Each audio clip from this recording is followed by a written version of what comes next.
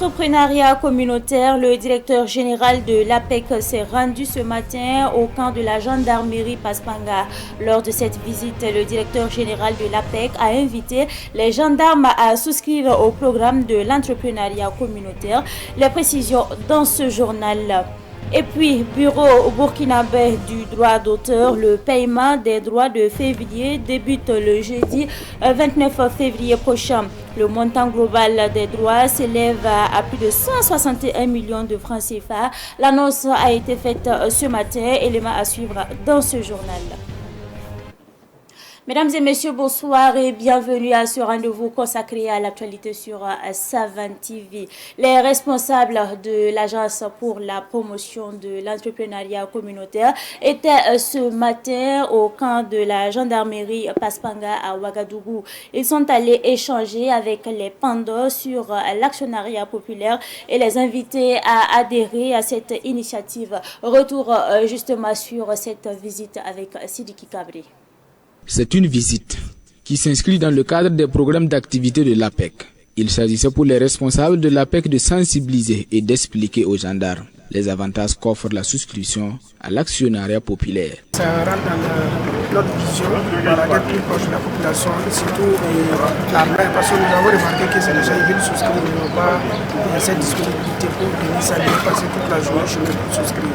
Donc nous avons entrepris des démarches pour être plus proches d'eux, pour les inviter à souscrire et surtout pour les expliquer le programme et le projet pour qu'ils puissent comprendre l'intérêt de l'ambassadeur et du parti où ils sont. Après 1h30 d'échange, les gendarmes sont ressortis satisfaits et édifiés. Je sors de cette séance un peu plus édifié sur l'entrepreneuriat communautaire et beaucoup rassuré par rapport à certaines zones d'ombre que j'avais personnellement. En tout cas, j'invite le maximum de personnes à souscrire parce que personne ne viendra développer notre pays à notre place. Et je pense que c'est chacun en mettant la main à la pâte qui pourra contribuer à développer notre pays. À travers cette sortie, l'APEC a donc enregistré ses premiers adhérents à la gendarmerie. Auparavant, avant cette rencontre, j'avais des appréhensions concernant vraiment ces idées. Mais dès que j'ai entendu les gens de l'APEC, vraiment, j'ai été édifiée. C'est ce qui m'a vraiment amené à souscrire. Et j'espère et je crois que ça va bien donner. L'actionnariat populaire est une initiative présidentielle dont le but est de faire participer directement les Burkinabés au projet majeur du pays. L'APEC est chargée de la mise en œuvre de ce programme. Les populations de Kongoussi, dans la région du centre-nord, ont exprimé leur soutien aux autorités de la transition. Une façon de soutenir également les forces de défense et de sécurité, ainsi que les volontaires pour la défense de la patrie engagés sur le théâtre des opérations dans le cadre donc de la reconquête du territoire national. Le meeting a été porté par l'OSC face au Laramtab Lazaka et c'est un reportage signé Fatih Sankara.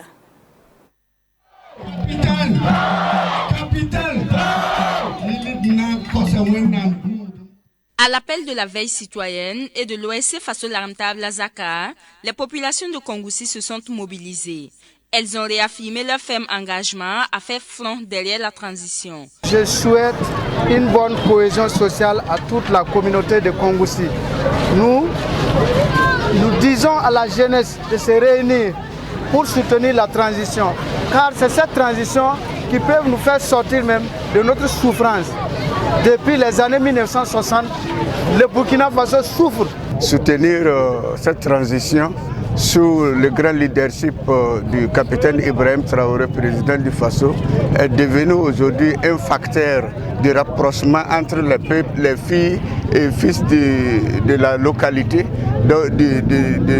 du territoire du Burkina Faso. Voilà, donc nous en avons saisi l'opportunité pour venir nous joindre à la jeunesse consciente de Kongoussi pour pouvoir conscientiser la jeunesse afin que cette jeunesse la reste sur les veilles pour pouvoir soutenir la transition. Les ressortissants de Kongoussi ont profité du meeting de soutien à la transition pour interpeller les autorités.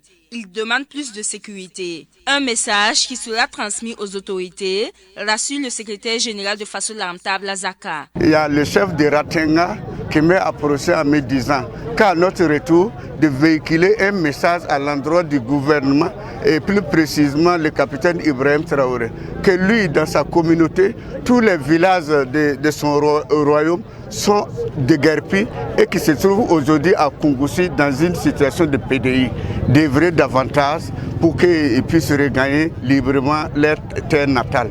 Vraiment, chose à encourager et à tenir au cœur. Les Waïs que nous sommes, nous allons rester toujours leur parapluie. Une autre doléance des habitants de Kongoussi, c'est la reprise des activités d'orpaillage dans le centre-nord. Cette fois-ci, nous parlons geste de solidarité avec l'association Génération Dunia Sougri qui a offert des vêtements, des couvertures, des détergents, du riz et une somme de 125 000 francs CFA aux personnes déplacées internes et aux patients du district sanitaire de Lubritanga. La remise a eu lieu le dimanche dernier. Le film justement de cette remise avec nos reporters, il s'agit là de Daouda Yamego et Boukare Sinari. 150 couvertures, 175 bidons de savon liquide, 20 cartons de savon Citec, des savons en boule et des enveloppes financières pour les patients du district sanitaire de Zignaré. Le geste est salué par le représentant du médecin-chef du district sanitaire, Dr Souleymane Nana. Nous trouvons que ce geste est un geste vraiment qui va soulager beaucoup nos malades parce que hospitaliser, c'est pas facile. Les malades sont là, on voit comment ils se débrouillent, donc c'est pas facile avec eux. Donc déjà avec les cadeaux que l'association a apportés ce matin, ça va les aider en tout cas un temps soit peu à gérer leur hygiène qui est vraiment important pour la santé et aussi les permettre en tout cas de continuer en tout cas leur prise en charge dans la joie. Après le district sanitaire, l'association Génération Dunia Sougri, initiatrice de cette action de solidarité, a mis le cap chez le Naba Sanam de Zignaré. Ici, l'association a offert plus d'une tonne de riz et 15 balles de vêtements aux personnes déplacées internes. Selon la présidente adjointe des femmes de l'association, cette initiative vise à répondre à l'appel du chef de l'État. C'est que notre pays traverse une situation vraiment très difficile. Et que nous, en tant que jeunes, nous suggérons que le président lui seul ne peut pas s'occuper de toutes les déplacés internes. Donc nous pensons que c'est une bonne œuvre pour tout être humain, de venir en aide aux personnes en difficulté. La santé prime tout. Et quand un être humain est hospitalisé, dans la situation de notre pays qui n'est pas facile, on sait que la personne va beaucoup de difficultés. Il y a les ordonnances à payer, il y a plein de trucs à faire.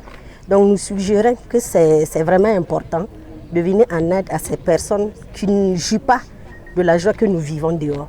L'association Dunia Sougri a été créée en 2022. Elle œuvre dans la promotion de la solidarité, l'entraide mutuelle et le développement durable à travers l'hygiène et l'assainissement.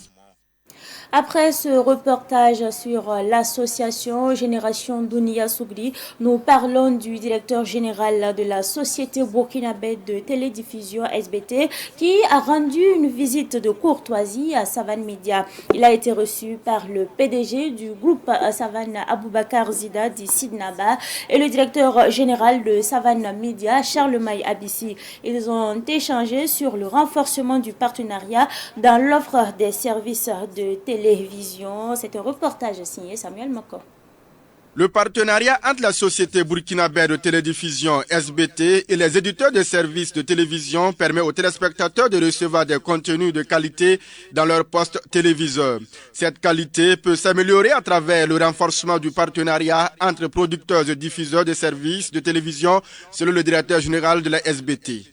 Au niveau de la SBT et également avec votre accompagnement, nous travaillons à mettre en place 3 nouveaux multiplexes qui vont permettre aux populations d'avoir une offre diversifiée en ce qui concerne le contenu. Et donc, c'est de ça que nous avons échangé avec les autorités ici et pour qu'ils puissent nous accompagner avec leurs conseils, mais également la vision qu'ils ont pour le monde de l'audiovisuel au Burkina. En effectuant avec son staff sa visite à Savane Media, le directeur général de la SBT, David Ganou, a souhaité le renforcement de ce partenariat. Nous avons entrepris de rendre visite aux différents éditeurs de services dans la ville de Ouagadougou.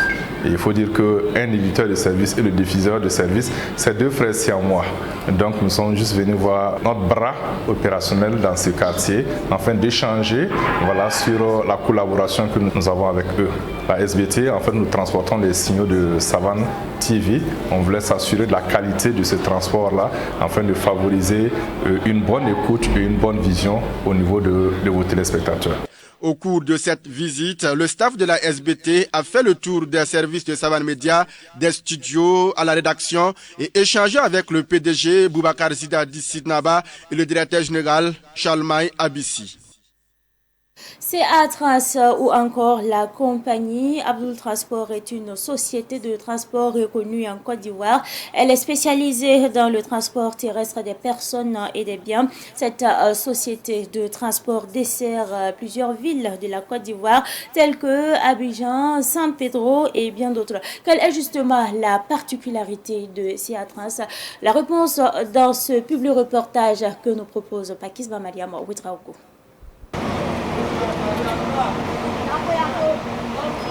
Créée il y a 14 ans aujourd'hui, la société CA Trans a débuté ses activités avec un parc automobile limité aux standards modestes. Ces bus desservaient seulement quelques villes. C'est à coup de persévérance qu'elle a pu se faire une grande place dans le domaine du transport interurbain ivoirien. Abdoul Wahab Sawadogo, directeur général de CA Trans, nous explique comment a débuté et fonctionne sa société. Nous avons débuté avec un certain nombre de cas, pas élevés, mais au fur et à mesure, chemin faisant, nous avons augmenté le nombre de nos véhicules. Nous utilisons des bus, je dirais, ultra modernes, je dirais également de dernière génération. Nous avons débuté avec des bus de type Euro D et aujourd'hui, pour plusieurs raisons, nous sommes passés de Euro D à Euro 3. Techniquement, les bus de Euro 3 sont adaptés à l'environnement, je dirais à la protection de l'environnement pour moins d'émissions de gaz à effet de serre. Donc nous avons déjà commencé par moderniser les infrastructures de CA Trans, c'est-à-dire les gares ultra modernes et des guichets aussi améliorés. Et l'ensemble de toutes ces infrastructures-là, quand nous avons fini de faire cette amélioration, nous avons pensé aussi améliorer la qualité de nos bus. Et là, nous avons des bus appelés Prestige. Ces bus-là, ce sont des bus qui exploitent la ligne San Pedro Abidjan. Abidjan, nous avons notre gare principale à Diamé et nous avons une seconde gare à la nouvelle gare appelée Pont-Ferraille. Et troisième gare, nous avons une autre gare à la Ciporès et la gare qui abrite les cars Prestige et à Yopougon précisément. CA Trans, nous avons exigé beaucoup sur la ponctualité. CA Trans, quand il est l'heure de départ, quel que soit le nombre de passagers que nous avons à l'enceinte du gare, nous embarquons. Cette société de transport terrestre porte comme slogan CA Trans, la référence du transport. Pour vérifier cela, nous avons approché quelques clients. Moi, ce qui me baisse, ma compagnie, c'est les heures du départ et les heures d'arrivée. En tout cas, vraiment, pas comme les autres compagnies où chaque fois, bon, en tout cas, moi, les heures sont respectées.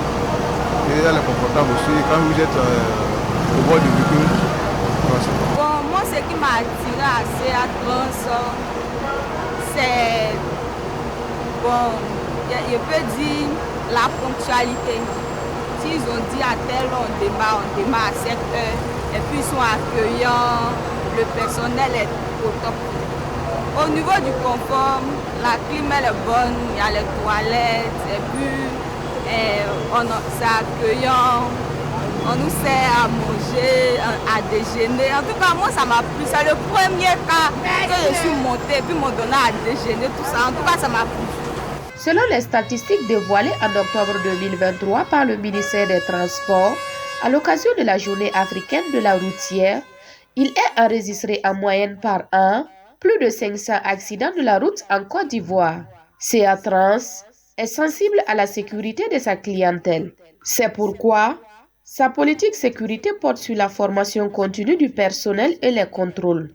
En ce qui concerne la sécurité de nos passagers, nous misons beaucoup sur la formation de nos agents, commençant par les chauffeurs. Les chauffeurs ont été formés, il y a eu plusieurs séances de formation à la conduite défensive. Conduite défensive veut dire tout simplement pouvoir anticiper les dangers. Donc, nous avons formé les chefs de gare, nous avons formé les chauffeurs qui sont en charge de la sécurité de nos passagers, afin vraiment de pouvoir éviter les mauvaises manœuvres. Nous avons soumis l'alcoolémie à tous les agents de CA Transport.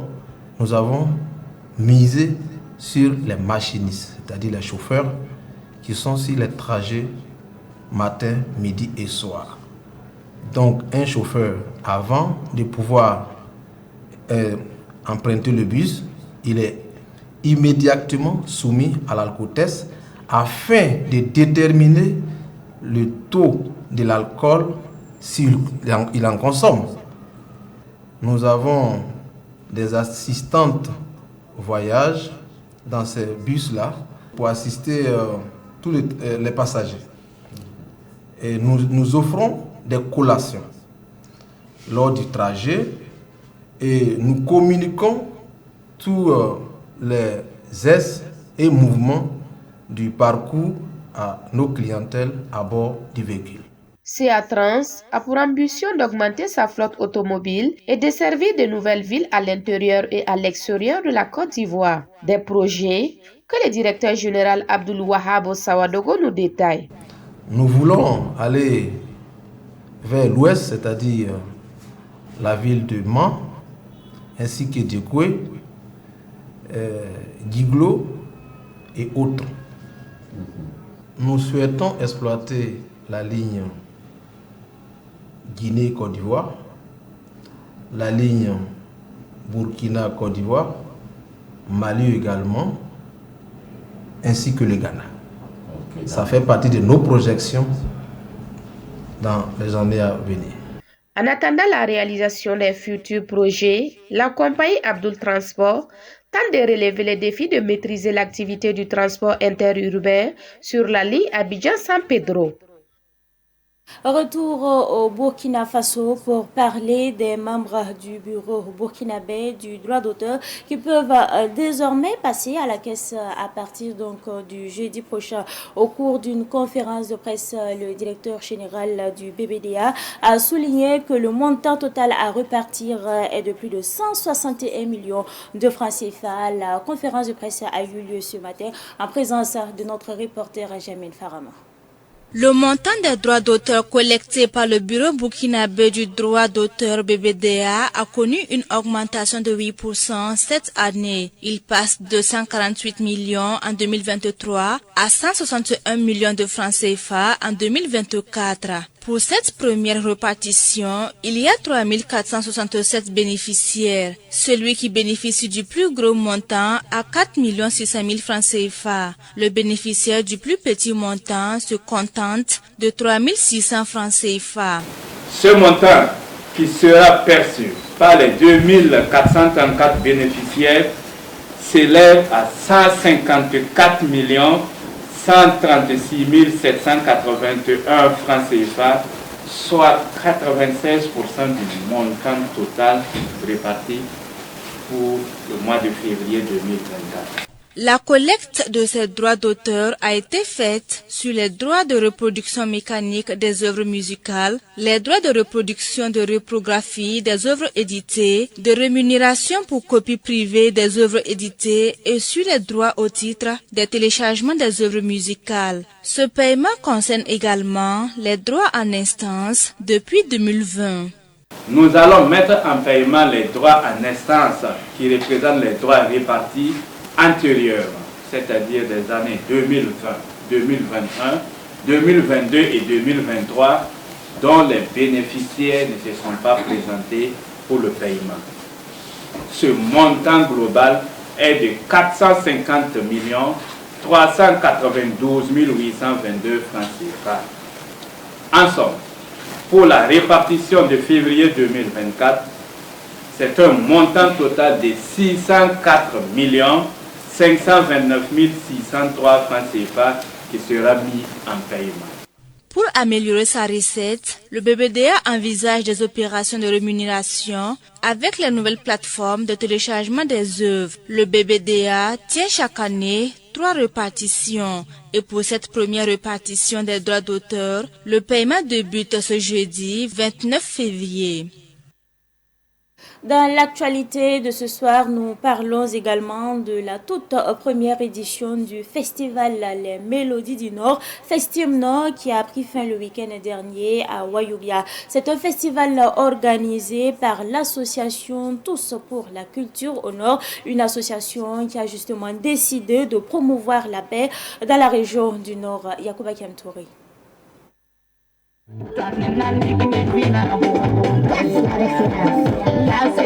Après 3 jours de prestations musicales, 3 jours de diffusion de messages de paix et de cohésion, la première édition du festival Les Mélodies du Nord, Festim Nord, fait son bilan. À travers des prestations d'artistes et des scènes de théâtre, les artistes de la cité de Nabakango ont renforcé la cohésion sociale et le vivre ensemble dans le Yatenga.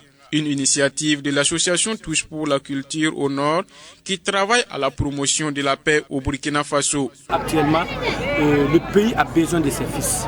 Comme le pays a besoin de ses fils, chacun doit apporter sa pierre pour que le pays, en tout cas, retrouve sa quiétude d'antan. Voilà pourquoi nous aussi, artistes, on ne peut pas rester bouche bée face à cette situation. Voilà pourquoi on a appelé tous les artistes de la région du Nord et d'ailleurs de venir, chacun a donné sa voix pour montrer que nous sommes unis, nous sommes d'accord et nous donnons notre voix à ce beau public, à cette population-là, pour que la paix puisse revenir. Parce que c'est ce que nous avons. À cette clôture du Festim Nord, les parrains ont félicité l'association Touche pour la Culture au Nord pour son initiative. Ils ont aussi invité les artistes de la région du Nord à œuvrer à la culture de la paix dans la région. C'est une très belle initiative. Le Burkina Faso vit des moments difficiles. Et chacun apporte sa pierre. Et les artistes ont estimé bon, à travers un festival, apporter leur message, apporter ce message-là, ce message de réconfort. Et c'est un artiste qui est le promoteur, un artiste qui est connu pour son engagement en faveur de l'union des fils et filles de la région du Nord. Donc ce festival est bien sûr le bienvenu et nous devons espérer que c'est un festival qui va traverser le temps et que les maîtres mots qui fondent bien sûr son initiation puissent perdurer et que la paix revienne au Burkina Faso. C'est un natif de la région et qui a eu l'initiative de donner la joie de vivre à la région malgré la situation difficile compte tenu du terrorisme. Donc c'est une personne à accompagner. La première édition du festival Les Mélodies du Nord s'est tenue sous le thème « Rôle des artistes musiciens dans la promotion de la paix durable ». Rendez-vous est pris à l'année prochaine pour la 2e édition du festival Les Mélodies du Nord.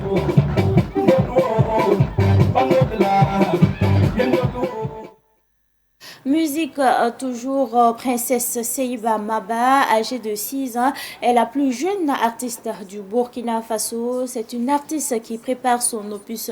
Son staff a décidé de confier sa carrière artistique au PDG du groupe Savan Media, Aboubakar Zidadi Sidnaba. Explication avec notre reporter, il s'agit bien sûr de Samuel Moko.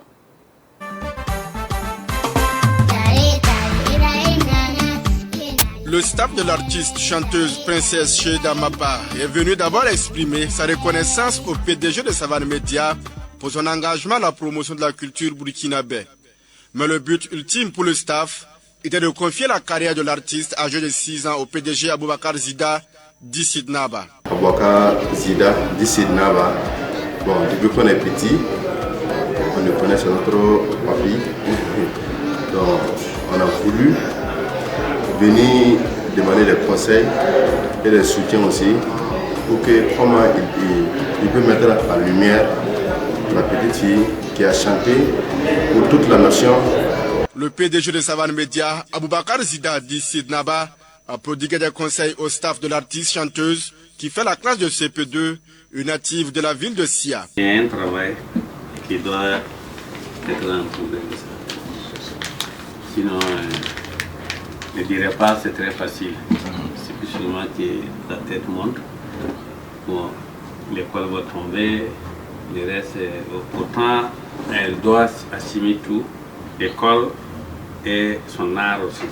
Princesse Sheida Maba prépare la sortie de son nouvel album. Le PDG de Savane Média a eu l'exclusivité avec un a cappella de l'artiste. Après Savane Média, l'artiste et son staff se sont rendus à Komsilga. Là-bas, ils ont rendu visite à Adja la guérisseuse.